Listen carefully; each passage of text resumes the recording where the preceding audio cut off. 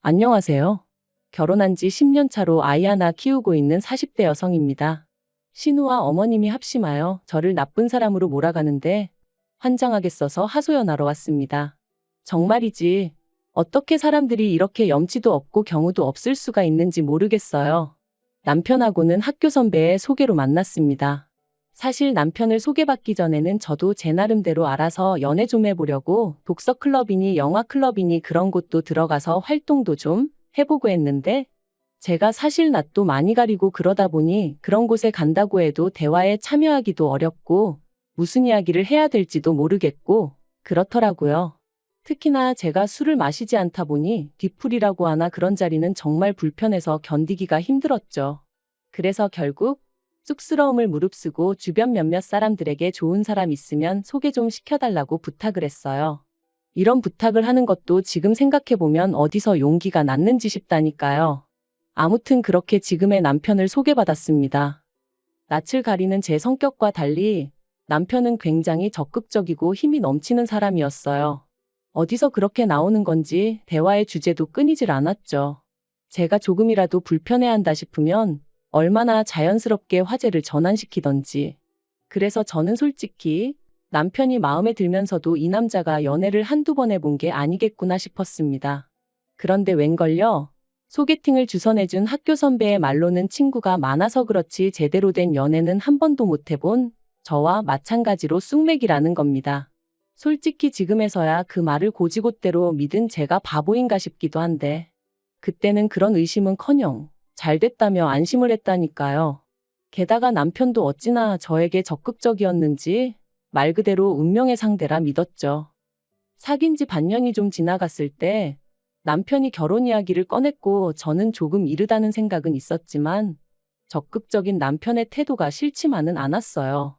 결혼이란 게 누구 한 사람이 밀고 나가지 않으면 진행이 안 되더라는 언젠가 그런 이야기를 들은 적이 있었기에 오히려 다행이다 싶기도 했죠. 하지만 결혼 이야기가 어느 정도 진행이 되어 가던 어느 날 남편이 저에게 사실은 자기가 저에게 말하지 않은 게 하나 있다며 운을 떼었습니다. 순간 여자 문젠가? 어디 숨겨둔 애라도 있는 건가? 그 짧은 시간에 별의별 생각이 머릿속을 스치며 심장이 쿵 떨어지는 느낌이 돼요. 그런데 다행이라고 해야 할지 제가 생각했던 그런 일은 아니었고 한다는 말이 결혼할 때 시부모님한테 따로 지원은 못 받을 것 같다 뭐 그런 이야기더라고요. 그래서 괜찮다고 했습니다. 솔직히 연애하는 동안 남편이 그렇게 잘 사는 집 아들이라고는 생각한 적도 없었거든요. 그런데 일이 진행이 되면 될수록 제 예상보다 훨씬 더 시댁 사정이 빠듯했어요. 알고 보니 아버님께선 오랫동안 병원 생활을 하시다 돌아가셨는데 그 과정에서 병원비로 적지 않은 빚을 지셨던 거죠. 그리고 그 병원 생활의 이유는 결혼하고 나서야 알게 되었는데 아버님이 음주로 중앙선을 침범하여 교통사고를 일으키셨던 거라 하니 이미 돌아가신 분이라고 해도 실망감이 이만저만 큰 것이 아니었습니다. 아무튼 시댁으로부터는 이런 한 푼 지원을 받지 못하는 상황이 기정사실화되자 친정부모님께선 저에게 이 결혼을 꼭 해야겠냐며 속상한 기색을 감추지 못하셨어요.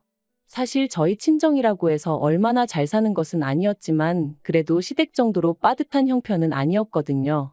하지만 그 당시엔 시쳇말로 제가 눈에 뵈는 게 없기도 했고 그 와중에 패기는 넘쳐서 없으면 없는 대로 시작하면 된다 생각했죠.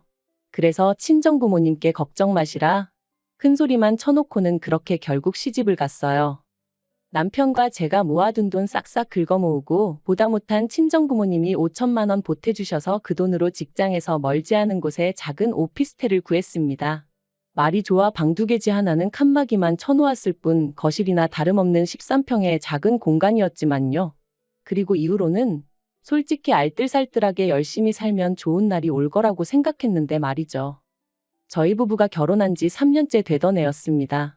당시 저희 부부는 어느덧 한 아이의 부모가 되어 있었고 전세로 살던 오피스텔을 떠나 아파트에서 생활을 하고 있었어요. 먹고 사는 게 넉넉지는 않았지만 그래도 남한테 손 벌리고 아쉬운 소리 할 정도는 아닌 정도로 그렇게 살고 있었죠. 그런데 하루는 신우가 결혼할 사람을 소개하고 싶다며 연락을 해왔습니다. 그리고 이 연락은 무척이나 뜻밖이었는데 왜냐하면 저희 부부는 신우와 그다지 왕래가 없었거든요.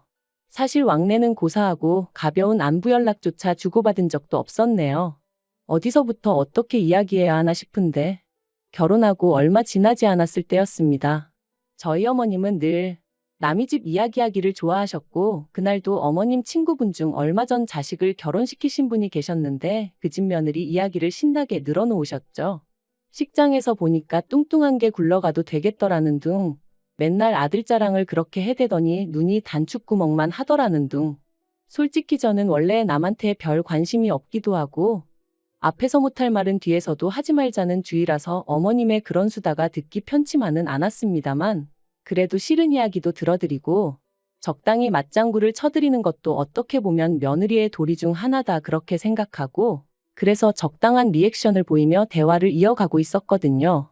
그런데 그때 어머님이 갑자기 기억이라도 났다는 듯이 말이 나왔으니 말이라며 사실 저희 친정어머니한테 좀 실망을 하셨답니다. 그리고 저는 뜬금없는 어머님의 말씀에 좀 황당해서 곧바로 뭐 때문에 그러시냐 물었죠. 그랬더니 저야 어려서 뭘 몰랐다 쳐도 저희 친정어머니는 저희한테 5천씩이나 보태줄 여유가 있었으면서 예단은 왜 생략한 거냐고. 예단이라는 건 시댁에다 우리 딸 좀 잘 봐주세요 하고 보내는 것인데 친정어머니께서 내가 너를 미워해도 상관없으셨나 보다 뭐 그런 식으로 말씀을 하시더라고요. 좀 황당하대요. 당장 어머님은 정말 아무것도 안 해주셔놓고 속으로 그런 생각 그런 계산을 하고 계셨다는 게 어이없기도 했고요. 그래서 어머님께 아무리 그래도 그렇게 말씀하시면 저도 기분이 별로 좋지는 않다고 했어요.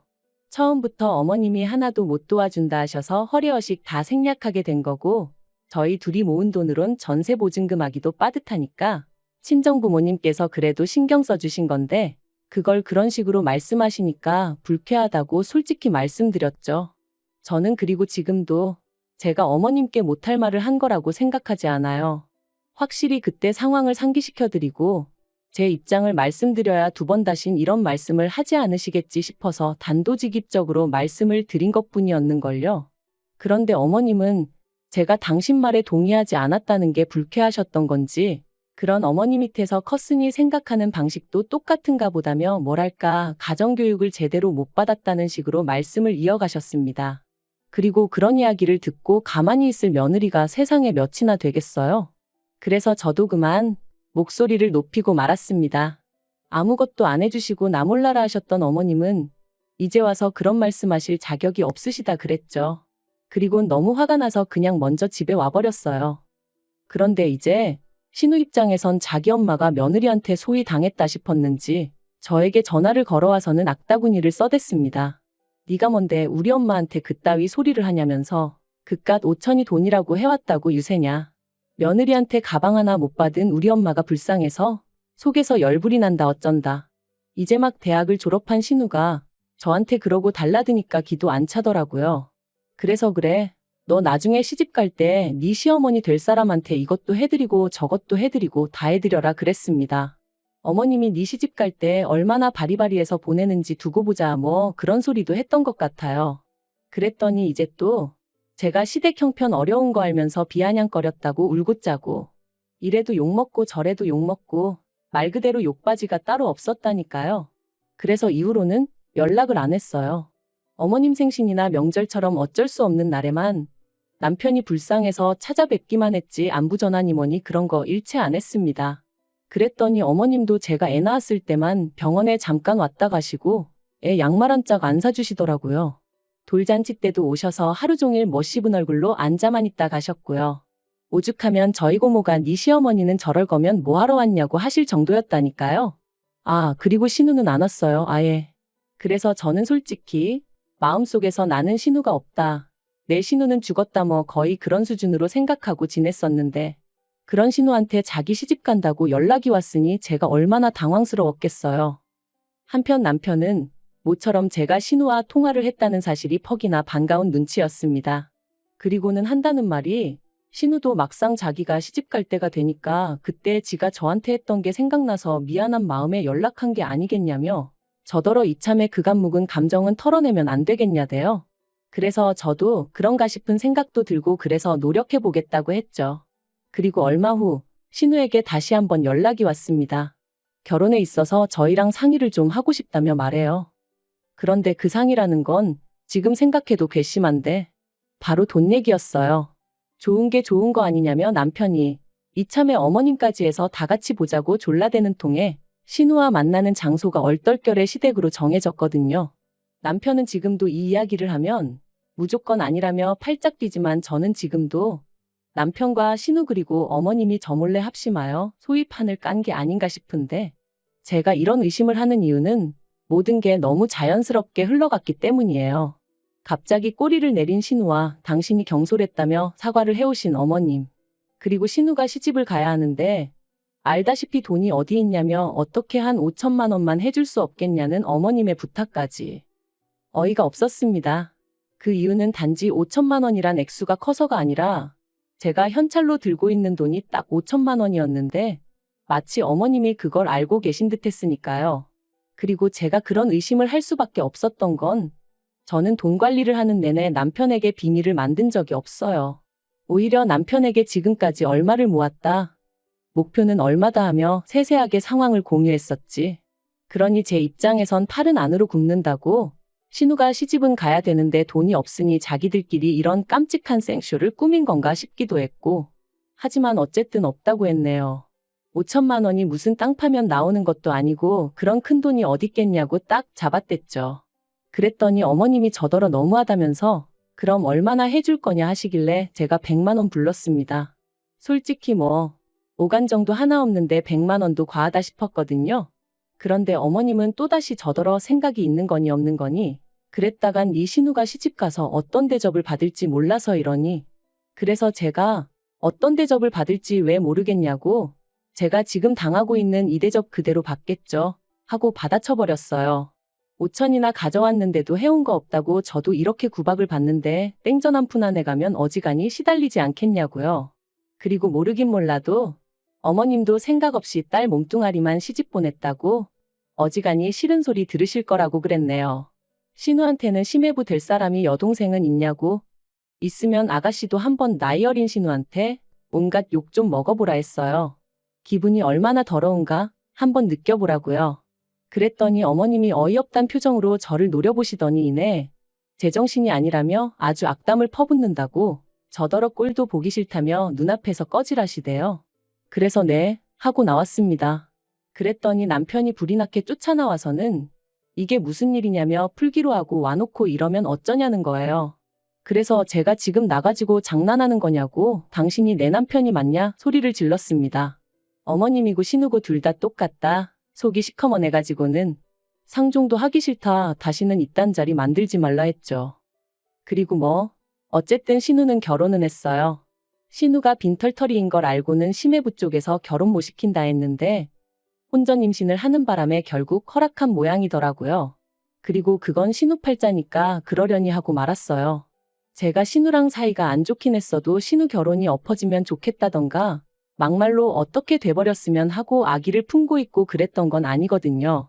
굳이 말하자면 그냥 저는 저대로 잘 살고 신우는 신우대로 잘 살던지 말던지 딱 그 정도였죠. 그런데 그렇게 신우가 시집간 지 1년 좀 지나서부터 그렇게 자기 친정 그러니까 제 시댁에 드나들기 시작하더라고요.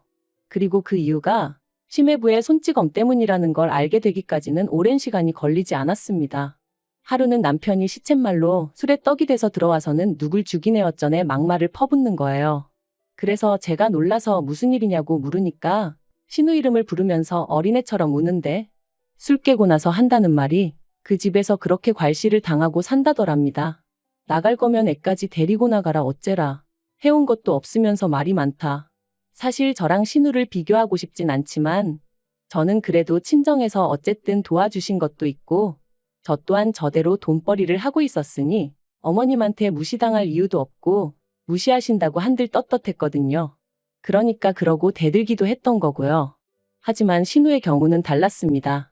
일단 어머님부터가 저한테나 목에 핏대 세우셨던 거지 당신 사위한테는 쩔쩔매셨고 신우 스스로도 어디 가서 돈 100만 원이라도 제 힘으로 벌어볼 생각을 하지 않는 눈치였으니 솔직히 자업자득이란 생각만 들더라고요.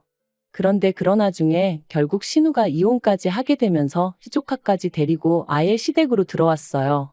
듣자 하니 위자료는 한 푼도 못 받았다대요. 그리고 그래서 그런가? 그때부터는 어머님이 저희에게 금전적 지원을 대놓고 요구하셨습니다. 물론 전에도 계속해서 조금씩 보내드리고는 있었지만 이제는 아예 이달엔 얼마 보내달라 뭐 해달라. 말 그대로 노골적이었죠. 그리고 저는 어머님도 신우 때문도 아니라 시조카가 안쓰러워 2년 넘게 계속해서 돈을 보냈어요. 그런데 사람이 호의가 계속되면 호구로 본다더니 저희 어머님이랑 신우가 딱 그렇더라니까요. 내년에 드디어 저희가 아파트를 사서 이사를 갑니다. 대출이 좀 껴있긴 하지만 아이 학교 문제도 있고 그래서 좀 좋은 동네로 이사를 가게 되었어요. 남편도 드디어 우리 집이 생겼다며 저한테 고맙다 어떻다 난리도 아니었죠. 그런데 이 소식을 들은 어머님께서 정말 말도 안 되는 이야기를 하셨습니다. 신우랑 시조카를 저희 집에서 지내게 해주라고요. 당연히 안 된다고 했어요.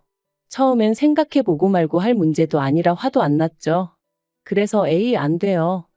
하고는 웃었는데 어머님께선 왜 안 되냐며 사람을 집요하게 붙들고 늘어지셨습니다. 그러니까 저도 점점 짜증이 나는 거예요. 그래서 매일같이 죽상을 하고 있는 신우 비위를 어떻게 맞추고 살라는 말씀이시냐고 따졌어요. 그랬더니 어머님도 안 그렇단 말씀은 못 하시더라고요. 아닌 게 아니라 당장 어머님부터가 매일같이 시달리고 계셨으니까요. 그러다 기껏 하신다는 말씀이 그럼 시조카라도 데려가랍니다. 어이가 없어서 애가 엄마가 없는 것도 아닌데 제가 왜 데려가냐고 그랬어요. 그리고 키우지도 못할 것 같았으면 차라리 위자료를 받아오지. 제가 시조카를 데려오라고 한 것도 아닌데 왜 애를 데려와서는 피 한 방울 안 섞인 저한테 맡기려고 하시느냐? 싫다고 절대 못 맡는다 했죠. 그랬더니 급기야 며칠 전 연락도 없이 어머님과 신우가 저희 집에 찾아와서는 악다구니를 쓰고 갔네요. 요지는 이랬습니다. 애시당초 신우가 결혼할 때 제가 쥐고 있던 5천만 원 그 돈만 빌려줬어도 신우 결혼 생활이 이렇게 막장으로 치닫진 않았을 거라고요. 게다가 제가 악담까지 퍼부었던 게 그게 문제였다면서 신우가 이혼하게 된 건 순전히 제 책임이라고. 그러니까 저도 어느 정도 보상을 해줘야 한다면서 자기들은 다른 건 바라지 않고 시조카 하나만 맡아달라는 건데 그것도 못 해준다 하면 자기들도 방법이 없다면서 고소라도 하겠다는데 어이가 없고 웃겨서 그러라고 했어요. 지 자식 남한테 맡기면서 안 맡아준다고 고소를 한다니 너무 웃긴다고 한번 해보라고 했죠. 이참에 나도 신문에도 나보고 방송도 타보자고요. 그랬더니 어머님이랑 신우가 두고 보라길래 두고 보겠다 했습니다. 그러자 남편이 옆에서 한숨을 쉬더니 어머님하고 신우더러 머리가 어떻게 된 거 아니냐며 차라리 울며 불며 부탁을 하면 모르겠다고. 그럼 나라도 나서서 편이라도 들어주지. 이건 뭐 한심해서 미치겠다 그러더니 그냥 두 사람 다 집에 가라고. 헛소리 할 거면 찾아오지 말란 식으로 얘기하더라니까요. 정말이지 그나마 남편은 제정신이라 다행이다 싶었지. 거기서 그 두 사람 싸고 돌았으면 진짜 이판사판으로 다 엎어버렸을 거예요. 이후로 어머님하고 신우는 저한테 미친 듯이 전화도 걸어대고 문자로 욕도 해대고 그러길래 차단해버렸고요. 다행히 새로 이사가는 집 주소는 안 알려줬거든요. 남편한테도 그쪽에 알려줬다간 가만 안 둘 거라고 얘기해놨으니 제정신이면 안 하겠죠. 솔직히 지난 세월을 생각해보면 제가 100점짜리 며느리는 아니었을지 몰라도 어머님한테 이렇게 시달릴 이유는 없는 것 같아요. 그런데 이젠 또 그런 생각도 듭니다. 이러나 저러나 욕먹는 거 80점짜리면 어떻고 30점짜리면 어떤가요? 그냥 저 하나 속 편한 대로 사는 게 장땡 아니겠어요? 어머님이나 신우에 대한 사람 대 사람으로서의 어떤 인정이랄까 그런 것도 이제 남아있지 않습니다. 제발 소식 전하지 말고 알아서들 살았으면 좋겠네요.